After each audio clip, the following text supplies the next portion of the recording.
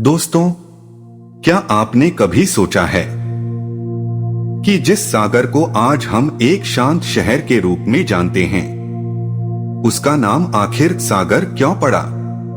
क्या सच में यहाँ कभी समुद्र जैसा कुछ था? और क्या आप जानते हैं कि सागर किसी एक राजा का नहीं, बल्कि कई शक्तिशाली साम्राज्यों का गवाह रहा है। मौर्य साम्राज्य से लेकर गुप्तों के स्वर्ण युग तक, बुंदेला वीरों की तलवारों से लेकर मुगलों और अंग्रेजों की साजिशों तक, इस शहर ने वो सब देखा है जो इतिहास की किताबें भी पूरा नहीं बताती। आज के इस वीडियो में हम आपको बताएंगे सागर का असली पुराना नाम, सागर किस राजा का राज्य था, और वो छिपा हुआ सच जो 90% लोग आज तक नहीं जानते। वीडियो को अंत तक जरूर देखिएगा, क्योंकि अंत में आपकी सोच बदल देने वाला सच आने वाला है। सागर का इतिहास जितना प्राचीन है, उतना ही रहस्यमय, व्यापक और बहुस्तरीय भी है।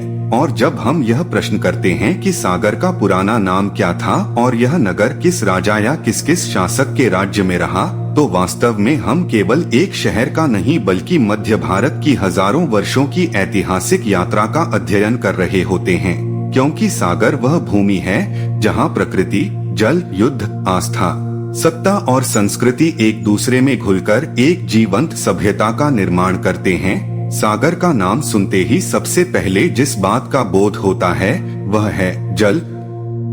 क्योंकि सागर शब्द स्वयं में ही विशाल जल राशि, गहराई और विस्तार का प्रतीक है।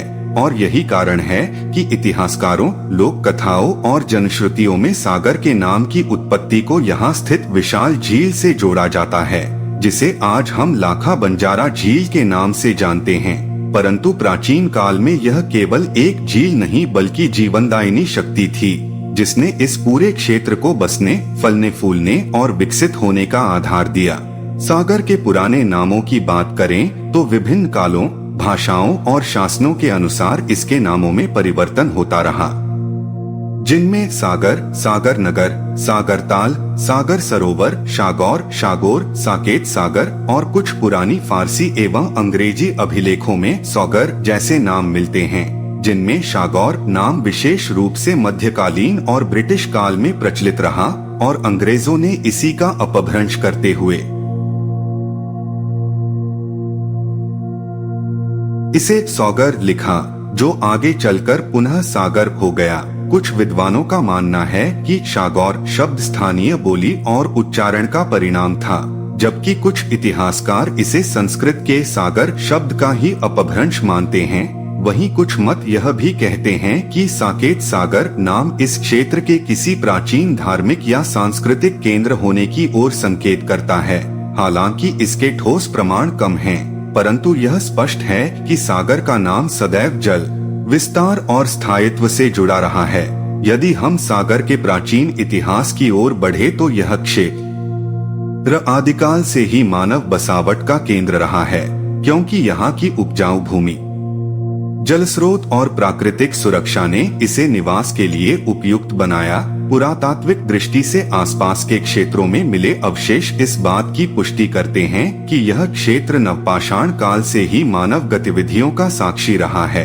ऐतिहासिक काल में प्रवेश करने पर हमें सबसे पहले मौर्य साम्राज्य का प्रभाव दिखाई देता है, क्योंकि सम्राट चंद्रगुप्त मौर्य और विशेष रूप से सम्राट अशोक के समय में मध्य भारत का विशाल भूभाग मौर्य प्रशासन के अंतर्गत आता था, और सागर क्षेत्र भी उसी सांस्कृतिक और प्रशासनिक प्रभाव क्षेत्र में शामिल था। यद्यपि सागर नगर के नाम से प्रत्यक्ष मौर्यकालीन शिलालेख उपलब्ध नहीं हैं, लेकिन आसपास के क्षेत्रों में मिले स्तंभ, स्तूप और अशोक के धम्म प्रचार से जुड़े संकेत यह बताते हैं कि यह क्षेत्र मौर्य साम्राज्य की परिधि में था। मौर्य काल के बाद शुंग और कण्व वंश का प्रभाव रहा, जिनके समय वैदिक परंपराओं का पुनरुत्थान हुआ और यज्ञ, संस्कार तथा ब्राह्मण संस्कृति को बल मिला, जिसका प्रभाव सागर क्षेत्र में भी देखा गया। इसके पश्चात सातवाहन काल आया, जब यह क्षेत्र उत्तर और दक्षिण भारत को जोड़ने वाले व्यापारिक मार्गों पर स्थित होने के कारण आर्थिक और सांस्कृतिक दृष्टि से महत्वपूर्ण बन गया और इसी काल में बौद्ध, जैन और हिंदू परंपराएं एक साथ विकसित होती रहीं। गुप्त काल, जिसे भारतीय गुप्त शासकों के अधीन मध्य प्रदेश का बड़ा भाग था और सागर क्षेत्र में भी शिक्षा, मंदिर निर्माण और सांस्कृतिक गतिविधियों को प्रोत्साहन मिला। इसी काल में शैव और वैष्णव परंपराओं की जड़ें मजबूत हुई, जिनका प्रभाव आगे चलकर यहाँ की धार्मिक पहचान में स्पष्ट रूप से दिखाई देता है। गुप्तों के पतन के बाद यह क्षेत्र विभिन्न क्षेत्रीय राजवंशों के अधीन आता गया, जिनमें प्रमुख रूप से कलचुरी, परमार और चंदेल वंश शामिल हैं। परमार शासकों, विशेषकर राजा भोज के समय मालवा और बुंदेलखंड की सांस्कृतिक सीमाएं विस्तृत हुई और सागर क्षेत्र पर भी उनका प्रभाव पड़ा। इस काल में संस्कृत साहित्य, दर्शन और स्थापत्य को विशेष संरक्षण मिला, जिससे यह क्षेत्र सांस्कृतिक रूप से समृद्ध हुआ। चंदेल शासकों के समय बुंदेलखंड का क्षेत्र अपनी कला और मंदिर स्थापत्य के लिए प्रसिद्ध हुआ। खजुराहो के भव्य मंदिर इसी काल की देन हैं और यद्यपि सागर खजुराहो का प्रत्यक्ष केंद्र नहीं था, फिर भी चंदेलों की धार्मिक और सांस्कृतिक चेतना का प्रभाव यहाँ तक पहुँचा। इसके बाद मध्यकाल में सागर का इतिहास एक नए मोड़ पर आता है, जब यह क्षेत्र बुंदेलखंड के अंतर्गत संगठित रूप से विकसित होता है और यहीं से सागर के नगर के रूप में स्थापित होने की कहानी स्पष्ट रूप से सामने आती है। ऐतिहासिक रूप से यह माना जाता है कि सागर नगर की स्थापना 17वीं शताब्दी में बुंदेला शासक राजा उदन शाह द्वारा की गई, जिन्होंने लगभग 1660 ईस्वी के आसपास इस क्षेत्र को अपनी राजधानी के रूप में विकसित किया। राजा उदन शाह बुंदेला वीरता, दूरदर्शिता और संगठन क्षमता के लिए जाने जाते थे। उन्होंने सागर को केवल एक प्रशासनिक केंद्र नहीं बल्कि एक सुदृढ़ नगर के रूप में बसाया, जहां किले, तालाब, बाजार और आवासीय क्षेत्र विकसित किए गए।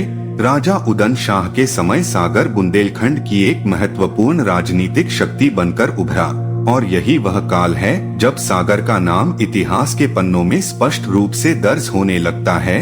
उनके उत्तराधिकारियों जैसे हरिसिंह और कहते थे।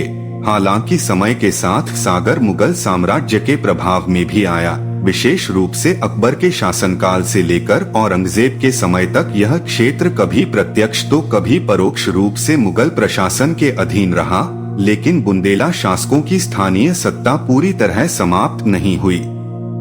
मुगल काल में सागर का सामरिक महत्व बढ़ गया, क्योंकि यह उत्तर भारत और दक्कन के बीच स्थित था और यहाँ से गुजरने वाले मार्गों पर नियंत्रण साम्राज्य के लिए आवश्यक था। मुगलों के पतन के बाद मराठा शक्ति का उदय हुआ और सागर क्षेत्र मराठा साम्राज्य के अधीन आ गया। पेशवाओं तथा सिंधिया और होलकर जैसे मराठा सरदारों का प्रभाव यहाँ देखा गया। मराठा काल में प्रशासनिक ढांचे में परिवर्तन हुआ और सैन्य संगठन को नई दिशा मिली। इस समय सागर एक महत्वपूर्ण मराठा सैन्य केंद्र के रूप में उभरा।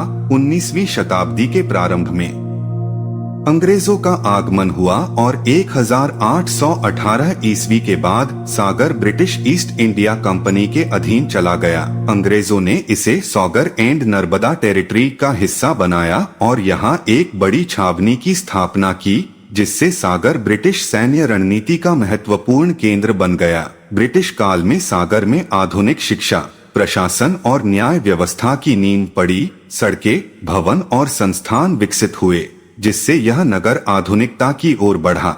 स्वतंत्रता संग्राम के दौरान भी सागर के लोगों ने सक्रिय भूमिका निभाई। यहाँ से अनेक स्वतंत्रता सेनानी आंदोलनों में शामिल हुए और अंग्रेजी शासन के विरुद्ध आवाज उठाई। स्वतंत्रता के बाद सागर मध्य प्रदेश राज्य का एक महत्वपूर्ण जिला और शैक्षणिक केंद्र बना, जहां डॉक्टर हरिसिंह गौर विश्वविद्यालय जैसे प्रतिष्ठित संस्थान स्थापित हुए, जिसने इस नगर को बौद्धिक पहचान दी। निष्कर्ष के रूप में यदि पूरे इतिहास को एक दृष्टि में देखा जाए तो स्पष्ट होता है, और यही कारण है कि सागर आज केवल एक भौगोलिक इकाई नहीं बल्कि मध्य भारत की ऐतिहासिक चेतना, सांस्कृतिक विविधता और राजनीतिक संघर्षों का जीवंत प्रतीक है, जो अतीत की स्मृतियों को संजोए हुए वर्तमान में खड़ा है और भविष्य की ओर निरंतर अग्रसर है।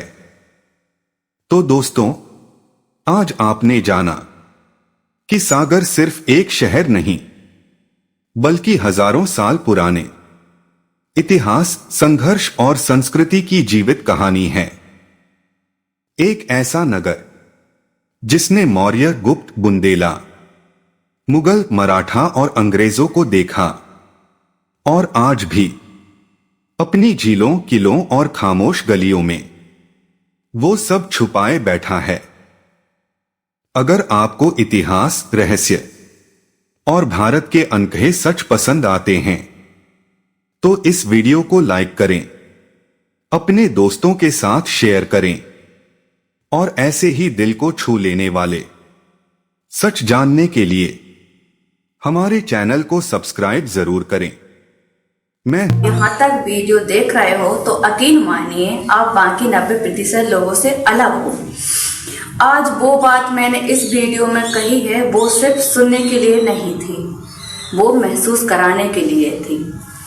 अगर इस वीडियो को कोई भी लाइन आपके दिल को छू गई है तो समझ लेना ये वीडियो आपके लिए ही था। अब जाते जाते एक छोटी सी बात, अगर आपने भी अभी तक चैनल को सब्सक्राइब नहीं किया है तो अभी सब्सक्राइब कर लो, क्योंकि यहाँ बात सिर्फ बोली नहीं जाती, यहाँ दिल से ही कही जाती है। वीडियो पसंद आया हो तो लाइक जरूर करना और कमेंट में मुझे ये बताना इस वीडियो को कौन सी बात आपको सबसे ज़्यादा लगी। तो कमेंट मैं खुद पढ़ती हूँ। मिलते हैं अगली वीडियो में एक और सच्चाई के साथ। जब तक के लिए आप अपना ख्याल रखो।